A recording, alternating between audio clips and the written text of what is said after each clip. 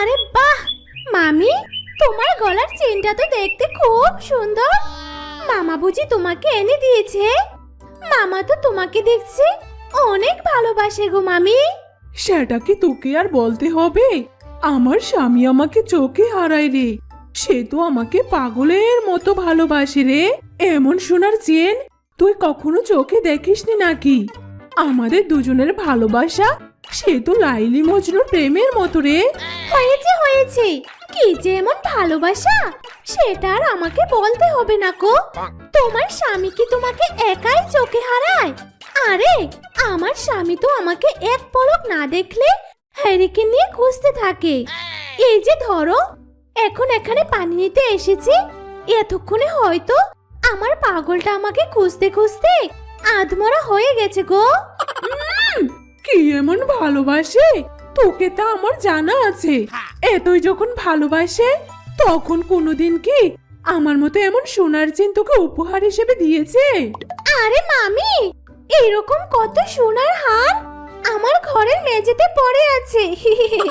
ভিখারি হিসেবে চাইলে তোমাকে দু চারটা দিয়ে দেব। হয়েছে হয়েছে, এত চাপাবাজ আমার সাথে করতে আসিস না বুঝলি? তোর সাথে কথা বলাটাই আমার ভুল হয়েছে। দূর দূর। আমি দূর দূর আর তুমি তো ম্যাও ম্যাও। এসব বলে শিউলি শিয়ালিনী সেখান থেকে হাসতে হাসতে চলে যায়। কিছুক্ষণ পর শিউলি রাতের আধারে বাঘিনীর বাড়িতে যায়। ঘুমাও মামি, শান্তি করে ঘুমাও। তুমি ঘুমালেই তো আমার কাজটা সহজ হয়ে যাবে। তোমার এই গলার হারটা আমার যে মনে ধরেছে গো। ওই হার যতক্ষণ আমি চুরি করতে পারছি ততক্ষণ যে আমার হাত চুলকাতেই থাকবে। এই তো এনেছি হার। মামি, এখন তোমার ভালোবাসার মামাকে নিয়ে শুয়ে থাকো। বুক চিনচিন করছে হায়, আর তোমায় কাছে চাই। ওই বুক চিনচিন করছে হায়, আর তোমায় কাছে চাই। কিছু দূর যেতেই সে একটা ফুলকপির জমি দেখতে পায়। আরে বাহ, হরিণ দিদির জমিতে তো বেশ সুন্দর ফুলকপি হয়েছে। আহ, ফুলকপি দেখে আমার হাতটা যেন কেমন চুলকাচ্ছে। শালার বাবা মা কোনো শিক্ষা দেয়নি, শুধু এই একটা শিক্ষাই দিয়েছে, চুরি শিক্ষা। যাই হোক, চুরিতে আমি বেস্ট এক্সপার্ট। দুটো ফুলকপি নিয়ে বাড়িতে চলে যাই।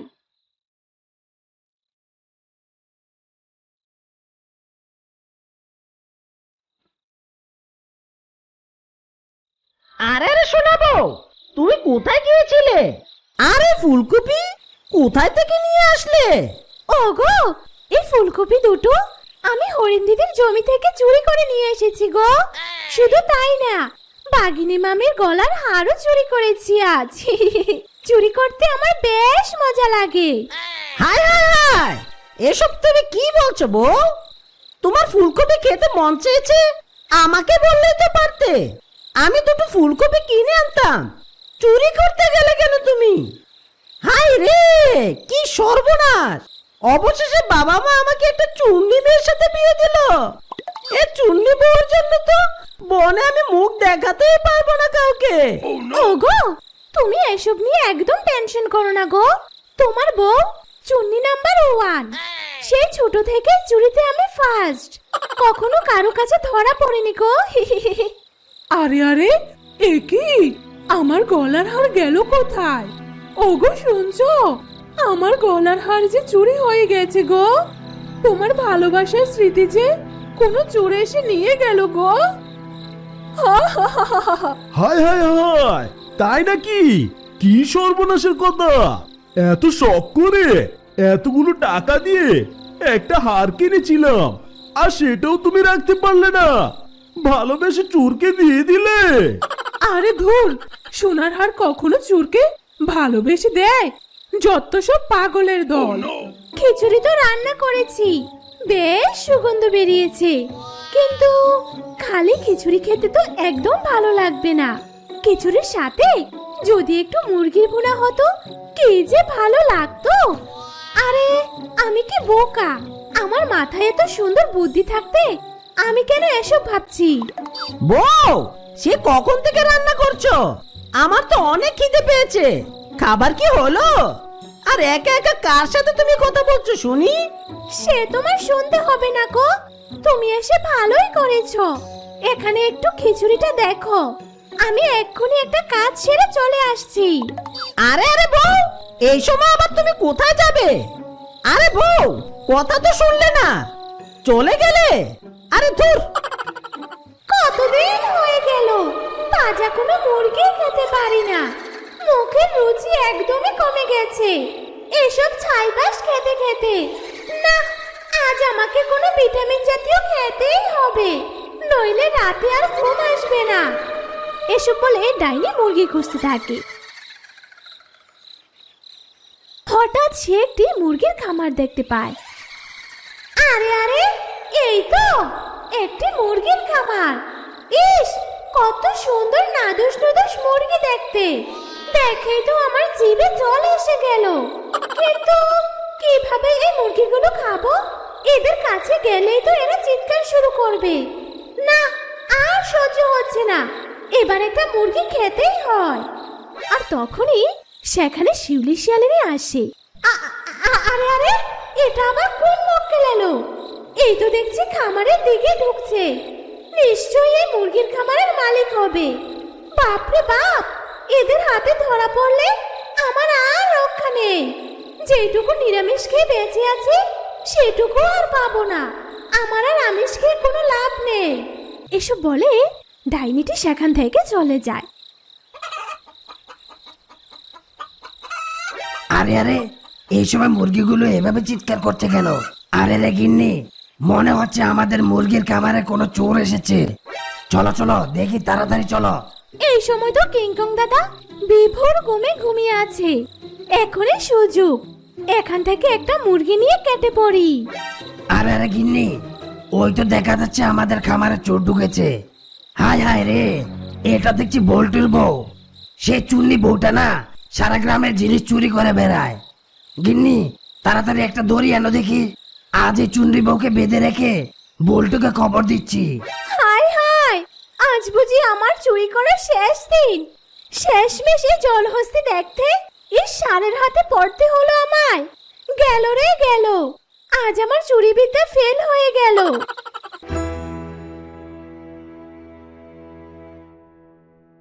এই শালার বল্টু, চুন্নির স্বামী, তোর বউকে তুই চুরি করতে পাঠিয়েছিলি, তাই তো তোর বউকে চুরি করার অপরাধে এই গাছের সাথে বেঁধে রেখেছি।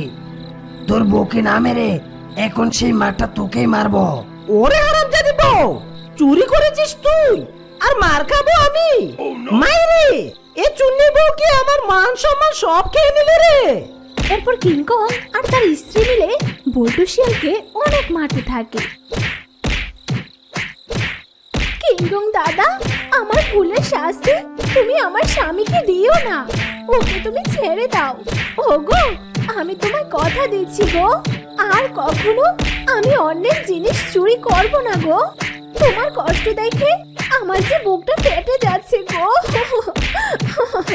আচ্ছা আচ্ছা ঠিক আছে, কথাটা যেন মনে থাকে। এরপর যদি তোর বউ এমন কাজ করে না, তাহলে সোজা জেল হাজতে পাঠিয়ে দেব। কথাটা মনে রাখিস। এবার এখান থেকে যা, যা বলছি। ওগো, চলো আমরা এখন বাড়ি ফিরে যাই গো। কি মারটাই না মারলো ওই হারামজাদা। তুই কি মনে করেছিস রে? এটা আমার পূর্বপুরুষদের রীতি, এই রীতি কি আমি এত সহজে ছেড়ে যেতে পারি বলো? হায় হায় রে, এই বউ তো দেখছি শুধু চুন্নিতেই ফার্স্ট নয়, এ তো অভিনয় এক্সিলেন্ট। ও আমার চুন্নি বউ, চলো এবার আমরা বাড়িতে যাই। আরে আরে, আজ তো দেখছি বাগানে অনেক ফুল ফুটেছে, ফুলগুলো যেন আমার দিকে তাকিয়ে আছে। যাই, তাড়াতাড়ি ফুলগুলো তোলে মালা গাঁথি। এসব বলে শিউলি শিয়ালিনী ঝুড়ি ভর্তি করে ফুল তুলে নিয়ে যায়। এই যে, কি হলো? সকাল তো হয়েছে সেই কখন, ফুল নিয়ে বাজারে কখন যাবে শুনি? কি হলো? তাড়াতাড়ি উঠো, এভাবে পরে পরে ঘুমালে ফুল আর বিক্রি করতে হবে না, বুঝলে? এই যে শুরু হয়ে গেল সকালবেলা, বাঙ্গা ক্যাসেট, এই ক্যাসেট আর থামবে না। বউ, আমি আর একটু ঘুমাবো, দয়া করে তুমি আমাকে আর ডেকো না। এই এই দাঁড়াও বলছি, একদম শোবে না আর। এবার যদি তুমি আবার ঘুমিয়েছো তাহলে কিন্তু আমার থেকে আর খারাপ কেউ হবে না, বলে দিলাম। এত বেলা অবধি কেউ ঘুমাই বুঝি? ওঠো ওঠো বলছি। ইস, এই বিয়ে করে হয়েছে আরেক জ্বালা। এই শীতের দিনে সকালবেলা কোথায় আমার সাথে একটু রোম্যান্স করবে? তা না পড়ে আছে সেকালের বউদের মতো সংসার নিয়ে। ও শোনা বউ, এসো না গো। কি বললে? আমি সেকালের বৌদির মতো সংসার নিয়ে থাকি? ওরে আমার লাভার বয়, 2 দিন পেটে ভাত না পড়লে এমন রোমান্স ওই জানালা দিয়ে বাতাসের মতো উড়ে যাবে, বুঝলে? বেশি কথা না বলে তাড়াতাড়ি ওঠো ওঠো বলছি। ঠিক আছে বউ, আমি এখনই উঠছি। কি যে একটা বউ জুটেছে, মুখে তো কোনো রস বলতেই নেই, আবার দিলে কোনো ভালোবাসাও নেই। ইস, ঠান্ডা রে বাবা, মাইরে মাইরে মাইরে।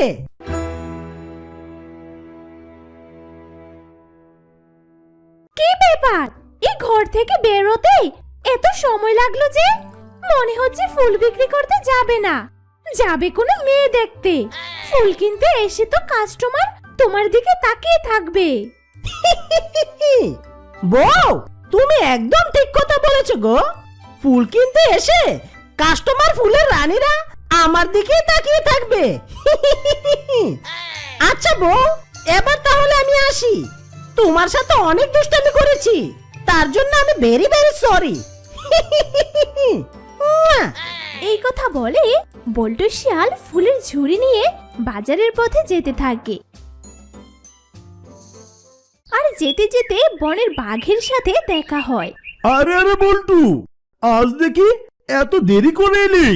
আবার দেখছি ঝুড়ি ভর্তি করে অনেক ফুল এনেছিস। কিছুই বুঝি না, তোর এই ঘরের সামনে ছোট উঠানে এত সুন্দর ফুল হয়েছে, আর আমি একটা জমিতে ফুল চাষ করছি, কিন্তু তোর মতো ফুল কিছুতেই হয়নি রে। আরে বাঘ মামা, সবই উপর আলার ইচ্ছা, আর আমার বউয়ের যত্নের কারণে এই ফুল আজ আমি বিক্রি করতে পারছি। আমার বউয়ের হাতে জাদু আছে বলতে হবে। বড় লক্ষ্মী মেয়ে, ভাগ্যগুণে এমন একটা বউ পেয়েছি। ফুল নিয়ে যান, ফুল, টাটকা টাটকা ফুল, হরেক রকমের ফুল। প্রেমিক প্রেমিকারা আসুন, ফুল নিয়ে যান, আর একজন আরেকজনকে এই শীতের ভালোবাসায় উপহার দিন। নিন ম্যাডাম, আমার বাগানে টাটকা ফুল। এই যে ভাই, আমাকে কিছু লাল গোলাপ দিন তো, আমি আমার বয়ফ্রেন্ডের জন্য নিয়ে যাব। এই ফুল দিয়ে তাকে প্রথম প্রেমে প্রপোজ করব। কি ভাই, ফুল ভালো হবে তো? আরে ম্যাডাম, ফুল ভালো হবে না মানে? এই ফুল দেখে তো আপনার বয়ফ্রেন্ড প্রজাপতির মতো উড়ে বেড়াবে।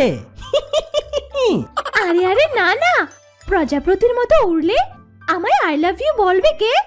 যে ফুল পেলে আমাকে ভালোবাসার কথা বলবে সেই ফুলে আমাকে দিন। এরপর বল্টু শিয়াল বানরীকে কিছু ফুল দেয়। বানরী ফুল পেয়ে সেখান থেকে চলে যায়। এসব দেখে বাঘ রেগে বলে, এই হারামজাদা দেখছি আমার ব্যবসা 12টা বাজিয়ে দিল। এই বল্টু, তুই কেন আমার কাস্টমারদের ডেকে তোর দোকানে নিয়ে যাচ্ছিস রে? শুন, আর একটা কথাও তুই বলবি না। এখন থেকে ফুল বিক্রি করতে হলে মুখ বন্ধ করে বিক্রি করবি, বুঝলি রে? আচ্ছা আচ্ছা বাঘ মামা, এই আমি মুখ বন্ধ করলাম, আর কোনো কথাই বলবো না। এরপর বল্টু শিয়ালের সব ফুল এক নিমিষেই বিক্রি হয়ে যায়। এই বল্টুর দেখছি সব ফুল বিক্রি হয়ে গেছে রে। বেটাকে কথা বলতে বারণ করেছিলাম, এই বেটার সব ফুল বিক্রি হয়ে গেল, আর আমার একটা ফুলও বিক্রি হলো না। বেটা বল্টু, আমিও দেখবো কাল তুই কি করে ফুল বিক্রি করিস। বউ, আমার সোনা বউ, এই দেখো 1 ঘন্টার মধ্যে তোমার হাতের দেওয়া সব ফুল বিক্রি করে ফেলেছি। তোমার হাতে জাদু আছে গো বউ, এবার তাড়াতাড়ি খেতে দাও তো দেখি, বড্ড খিদে পেয়েছে। ওগো, তুমি এভাবে আর আমাকে প্রশংসা করো না গো, আমার ভীষণ লজ্জা লাগে। কেউ কি নিজের প্রশংসা নিজে কখনো শুনে? আমি তোমার জন্য খাবার রেডি করে রেখেছি। এসো এসো, খাবে দেখি। আরে বউ, তুমি আমার লক্ষ্মী বউ গো। তোমার প্রশংসা করবে না তো ওই পাড়ার মেয়ের প্রশংসা করবে নাকি? তোমার হাত পাকার বাতাসে প্রাণ জুড়ে আসে, কিছু সময় আরো তুমি থাকো আমার পাশে, থাকো আমার পাশে।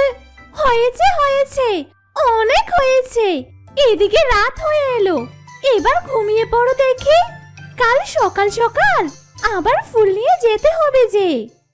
আর এদিকে বাঘ চুপি চুপি বল্টু শিয়ালের বাড়িতে আসে আর সব ফুল গাছ কেটে সেখানে কচু গাছ লাগিয়ে রাখে।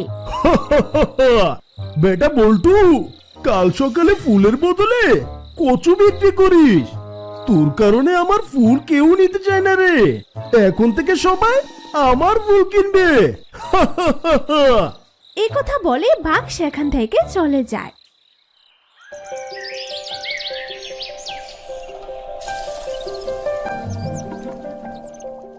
হায় হায় রে, কে আমাদের এমন ক্ষতি করলো? আমার শখের ফুল বাগান এভাবে কে কেটে ফেললো? এই ফুল বাগানকে যে আমি আমার সন্তানের মতো ভালোবাসতাম, কে সর্বনাশ করলো আমার? ওগো, তাড়াতাড়ি এসো, এসে দেখে যাও আমাদের যে সর্বনাশ হয়ে গেছে। হায় হায়, এ আমি কি দেখছি বউ? এ কাজ একজনই করতে পারে, সে আর কেউ নয় বউ, বাঘ মামা। কারণ বাঘ মামা আমার ফুল বিক্রি নিয়ে বড্ড হিংসে করত। আমার আত্মবিশ্বাস সে এই কাজ করেছে। ওগো, দেখো দেখো, সব ফুল কেটে কচু গাছ লাগিয়ে রেখে গেছে আবার। এক কাজ করি গো, এই ফুলগুলোই আমি তোমাকে ঝুড়িতে সাজিয়ে দিচ্ছি। শেষবারের মতো ফুলগুলো বিক্রি করে এসো, আর আমি এই কচু গাছগুলো তুলে ফেলছি। বউ, কচু গাছগুলো তুলতে হবে না। কচু গাছগুলো বড় হলে আমরা কচু বিক্রি করতে পারবো। তুমি বরং আমাকে ফুলগুলো রেডি করে দাও, আমি বাজারে নিয়ে যাই। এরপর বল্টু শিয়াল ফুলগুলো নিয়ে বাজারে যায়। আরে বল্টু, আজ দেখছি অল্প কিছু ফুল নিয়ে এসেছিস। তা ফুল কি আজ কম তুলেছিস নাকি রে? না বাঘ মামা, বউয়ের সাথে ঝগড়া করে সব ফুল গাছ কেটে ফেলেছি। ভাবছি আর ফুল বিক্রি করব না, কিছু কচু লাগিয়েছি, এখন থেকে কচুই বিক্রি করব। ফুল বিক্রি করা বাদ দিয়ে শেষ পর্যন্ত কচুর ব্যবসা করবি রে? হাসালি বল্টু রে, হাসালি। এভাবে কেটে যায় বেশ কিছুদিন। বল্টু শিয়াল একদিন বাজারে অনেক কচু নিয়ে যায়, আর তার টাটকা কচু দেখে বাজারের কাস্টমাররা এক নিমিষেই সব কচু নিয়ে যায়। কি হলো এটা? এখন কি এরা সবাই ফুল বাদ দিয়ে কচু খাওয়া শুরু করলো নাকি রে? এই সব কচু দেখছে বিক্রি হয়ে গেল। আরে দূর, নিজের পায়ে নিজে কুড়াল মারলাম। মামা, আমার কপাল বলতে হবে, বিনা পরিশ্রম ছাড়াই ফুলের বাগান কচু হয়েছে। তুমি আমার খুব ভালোই উপকার করলে কচু লাগিয়ে। এরপর কচু কেটে হিরে চাষ করে রেখো। মামা, একটা কথা হয়তো শুনেছো, যে অতি চালাকের গলায় দড়ি, সে দড়ি আজ তোমার গলায় পড়েছে। এ কথা বলে বল্টু শিয়াল হাসতে হাসতে সেখান থেকে চলে যায়।